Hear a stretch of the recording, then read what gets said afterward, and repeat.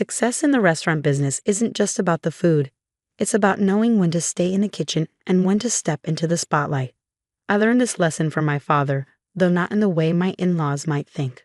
My name is Lisa Chin, and for the past 5 years, my mother-in-law Helen Zhang has been telling everyone who'll listen about her daughter-in-law's quaint little failure of a restaurant in San Francisco's Chinatown. What she doesn't know is that I own the fastest-growing luxury Asian fusion restaurant chain in North America.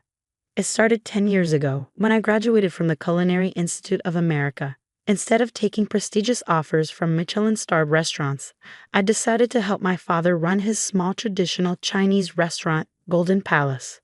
The place was nothing special from the outside, just another mom-and-pop shop in Chinatown with fading red lanterns and worn menus. "Why waste your education?" Helen would say during family gatherings at her mansion in Pacific Heights. "My son married a chef, and she can't even succeed at that." My husband Michael, a successful architect, would squeeze my hand under the table but stay silent. His mother's approval meant everything to him, and she knew it. What no one in the family knew was that Golden Palace was just the test kitchen for something much bigger. Every night, after the regular service ended, I experimented with fusion recipes that combined my classical French training with my father's traditional Chinese techniques. We served these special dishes to a carefully selected clientele: food critics, restaurant investors, and social media influencers who didn't know each other but all thought they discovered a secret menu. Word spread quietly but steadily. Soon, mysterious investors were approaching us about expansion opportunities, but I had learned from watching my in-laws' real estate empire, growing too fast could mean losing control. Instead, I created Golden Dragon Hospitality Group under my grandmother's maiden name, Lin. As far as anyone knew, Golden Dragon was owned by a reclusive Hong Kong restaurant mogul who never gave interviews. The company began opening high-end restaurants in major cities: Vancouver, Los Angeles, New York.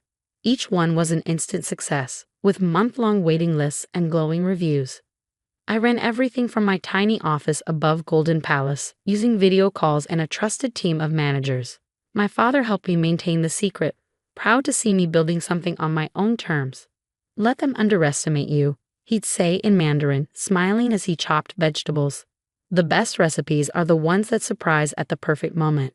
The Zhang family, meanwhile, was expanding their luxury hotel business. Helen and her husband Peter had built Zhang Hospitality into one of the largest hotel groups on the West Coast. Their crown jewel project was the upcoming Golden Bay Hotel in San Francisco, a billion-dollar property aimed at ultra-wealthy Asian tourists. At family dinners, they loved to remind everyone of their success. "We've already pre-sold the penthouse units," Helen would boast, "and we're in talks with all the top restaurants for our dining venues." I knew they were struggling with those restaurant deals. Their first-choice tenants had all signed exclusive contracts with Golden Dragon Group instead, though they didn't know I was behind that yet. Last week, everything came to a head at the monthly family dinner. Helen was particularly smug, having just returned from a trip to New York where she dined at the newest Golden Dragon restaurant. "Now that's what a successful restaurant looks like," she declared, looking pointedly at me. "Not some little Chinatown takeout place. I've tried to get them for our hotel, but they're very exclusive. Only work with the best." "How did you like the red chili oil dumplings?" I asked quietly. They were my signature dish, a recipe that had taken years to perfect. "Divine. The owner is clearly a genius, not some pretend chef-playing restaurant." I smiled and excused myself early, citing prep work for the next day. Behind me, I heard Helen telling Michael for the 100th time that he should encourage me to sell Golden Palace and get a real job. What they didn't know was that I had spent the last year secretly preparing for the perfect moment. Golden Dragon Group had acquired every major restaurant space within a 5-block radius of their new hotel. We bought out leases, outbid competitors, and structured deals that gave us complete control of the high-end dining scene in the area. The Zhang's Golden Bay Hotel was scheduled to open in 1 month. They were counting on their restaurants to attract the wealthy clientele they needed. But they were about to learn that in the hospitality business, location isn't everything, timing is. I drove home that night in my modest Toyota, while the Zhangs all drove luxury cars, thinking about the letter sitting in my office safe. It was from Golden Dragon Group to Zhang Hospitality, ready to be delivered at exactly the right moment. My father called as I was getting home. "Is it time?" he asked in Mandarin. Almost, I replied. They're about to learn that the little Chinatown restaurant they've been mocking is just the tip of a very large iceberg. The morning of the Golden Bay Hotel's grand opening dawned clear and bright. From my office above Golden Palace, I watched the final preparations through binoculars. Workers hanging banners, valets and crisp uniforms practicing their bows, Helen John directing everything like a general before battle. I knew she was nervous, though she'd never show it. The hotel's success depended on its dining venues, and all their first-choice restaurants had mysteriously declined. They'd had to settle for second-tier options, and advance bookings were disappointing. At precisely 9 a.m., my assistant delivered an envelope to the hotel's management office. By 9:15, Helen was frantically calling Michael. "Your wife needs to come to the hotel immediately," she demanded. "It's an emergency." I took my time driving over, parking my Toyota between Maseratis and Bentleys. The hotel lobby was spectacular, all marble and crystal with a 3-story waterfall. Helen was waiting by the elevators, her perfect makeup barely hiding her agitation. "Do you know anything about this?" She thrust a letter at me. It was from Golden Dragon Group, announcing their acquisition of all restaurant leases in the surrounding blocks. "They're going to strangle our business before we even open." I took the letter, pretending to read it carefully. Interesting timing. Interesting? It's a disaster. Our hotel restaurants are already struggling, and now every decent restaurant nearby will be our direct competition. She paced frantically. Peter's trying to contact their CEO, but no one can reach them. They're represented by some law firm that won't tell us anything. "Maybe I can help," I said quietly. Helen laughed bitterly. "You? What could you possibly do? This is real business, not some little dumpling shop." Actually, I pulled out my phone and opened my private email. I could call Christine Wang at Golden Dragon right now. She handles their operations. You know their operations manager. How? Because I hired her. I showed Helen my email signature. Lucy Lin, CEO, Golden Dragon Hospitality Group. Or more accurately, I am her boss. The silence that followed was deafening. Helen stared at my phone, then at me, then back at the phone. That's impossible. Golden Dragon is owned by a reclusive Hong Kong restaurateur. I smiled.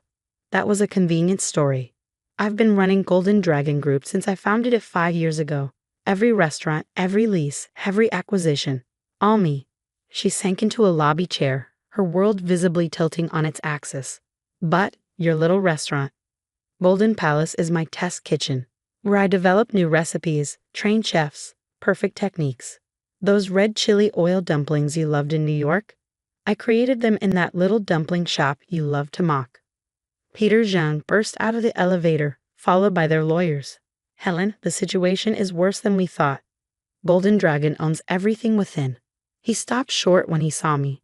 Helen was still staring at my phone, which now displayed Golden Dragon's complete portfolio, 37 restaurants across North America, with 12 more in development.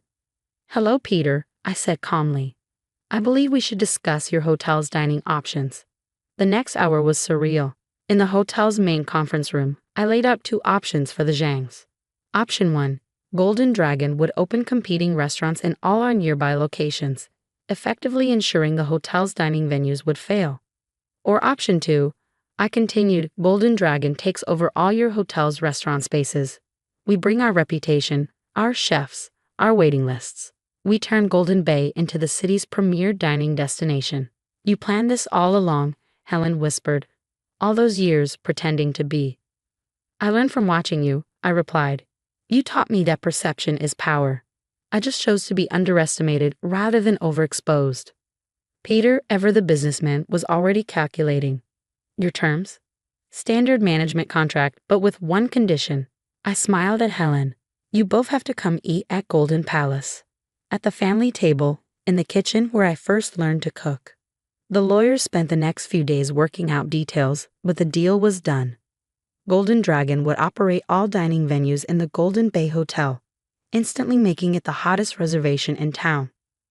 That Sunday, Helen and Peter came to Golden Palace for dinner. I seated them at the small table in the kitchen where my father and I had planned everything years ago. She watched in silence as I cooked, finally seeing what had been in front of her all along. "Why didn't you tell us?" she asked eventually. Would you have believed me, or would you have tried to take control, like you do with everything else? The next family dinner was different. Helen was subdued, watching me with new eyes. The other relatives, who had finally learned the truth about Golden Dragon, weren't sure whether to be apologetic or opportunistic. Michael found me in our home kitchen that night. "You know what's funny?" he said, hugging me from behind. "Mom keeps asking herself how she missed it, but she never actually asked you about your work. Not once in 5 years."